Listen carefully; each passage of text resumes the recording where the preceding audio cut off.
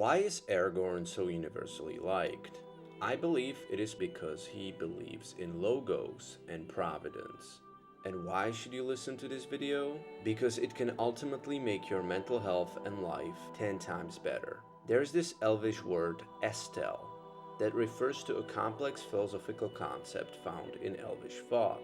And strangely enough, Estel was also the name for Aragorn, given to him when his mother, Gilraen, took him to Rivendell as a child. Estel means hope or trust, and it is a word very related, as I said, to the Greek word logos or to the word providence.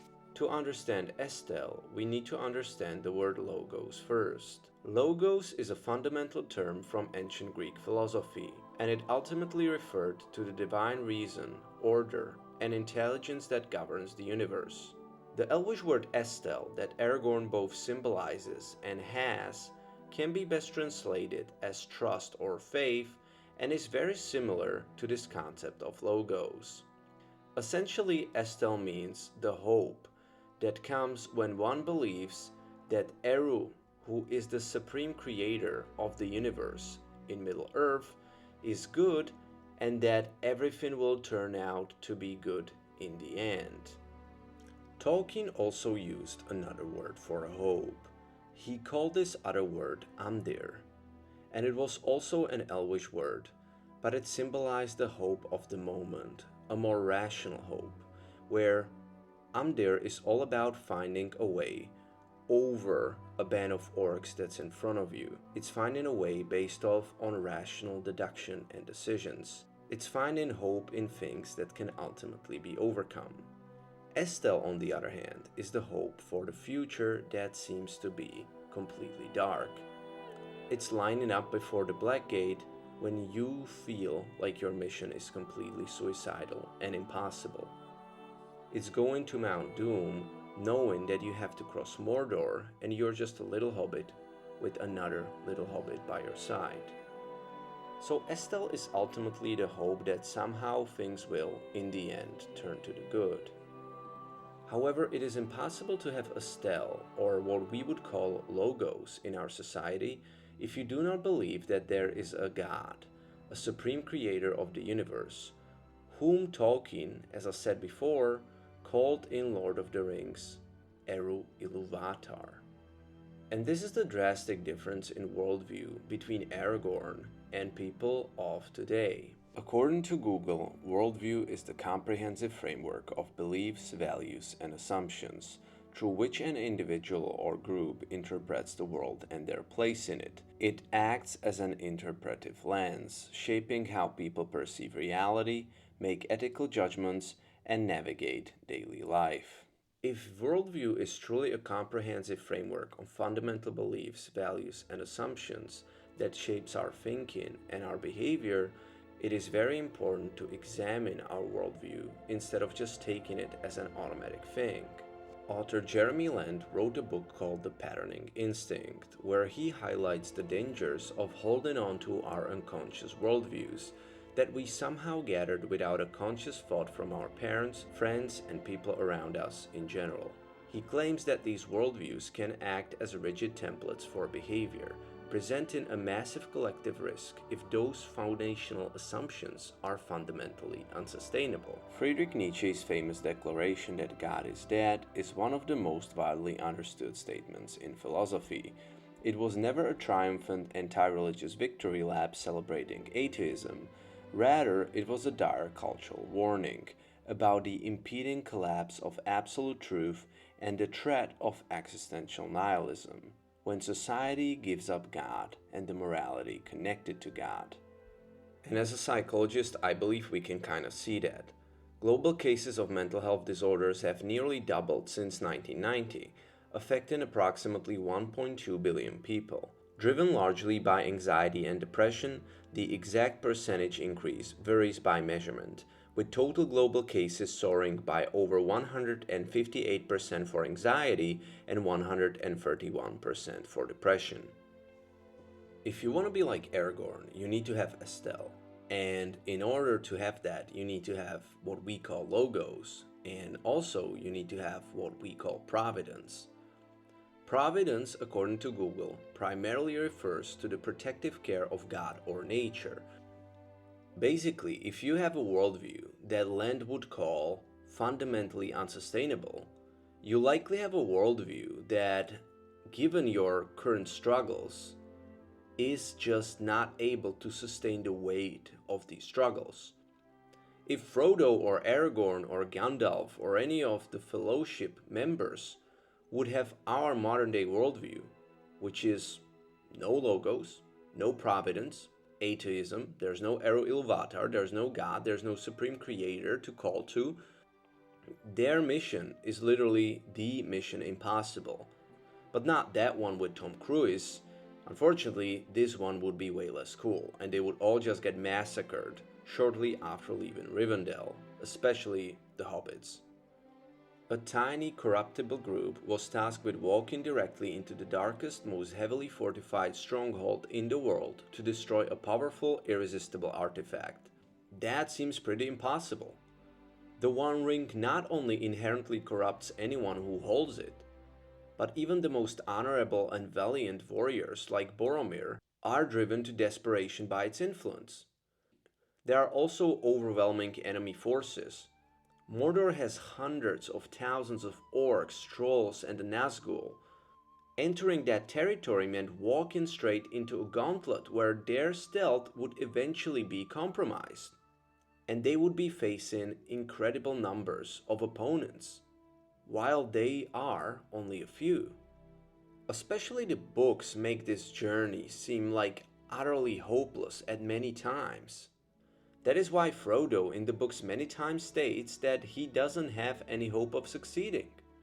But when you have logos, when you have providence, when you have Estel, when you have believe in God, now all of a sudden, even Mission Impossible may seem doable to you.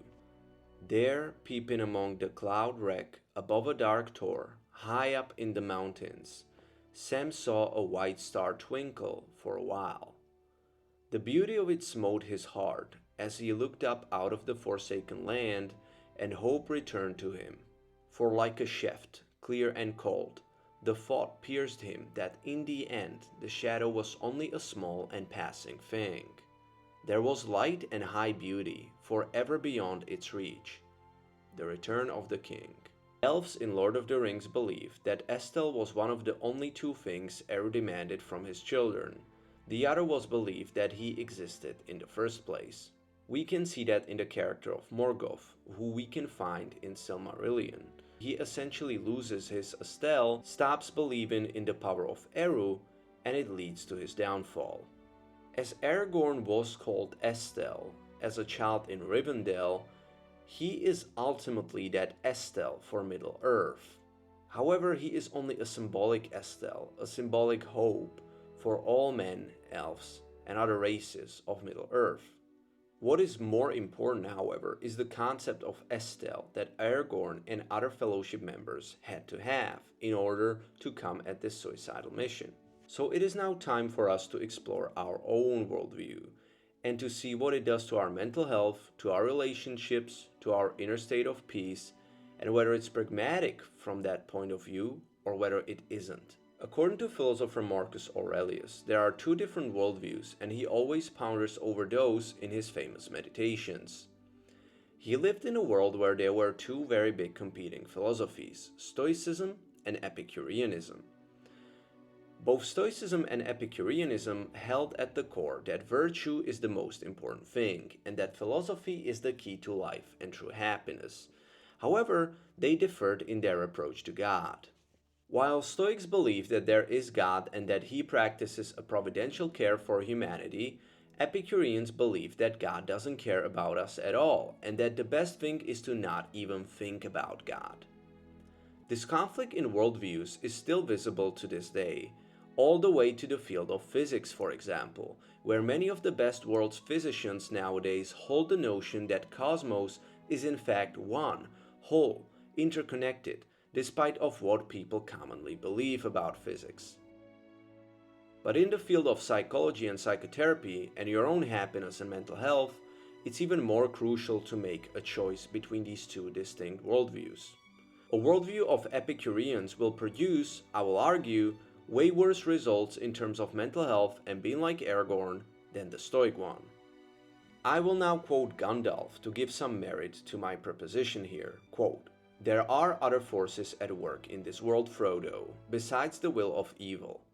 Bilbo was meant to find the ring, in which case you were also meant to have it." And that is an encouraging thought. These other forces, or chance, as it's sometimes called in the world of Lord of the Rings, are not chance at all, as Gandalf so smartly hints at here.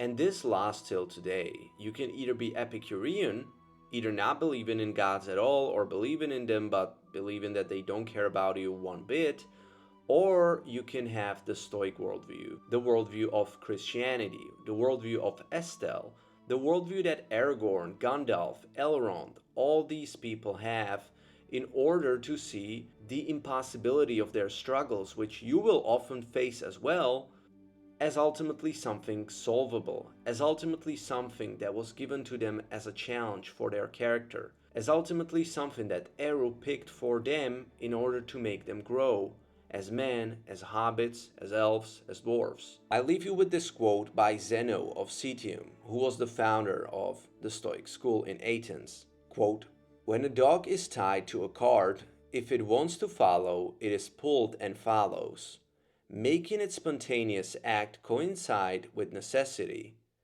But if the dog does not follow, it will be compelled in any case. So it is with men too. Even if they don't want to, they will be compelled to follow what is destined. The choice is ultimately yours. You can either be dragged by destiny and by necessity, by reality, screaming, 'Oh, this is not what I wanted something else.' Or you can follow the cart like the tied dog who follows it willingly. Yes, he's pulled, but he also moves forward with the cart in a spontaneous act coinciding with necessity."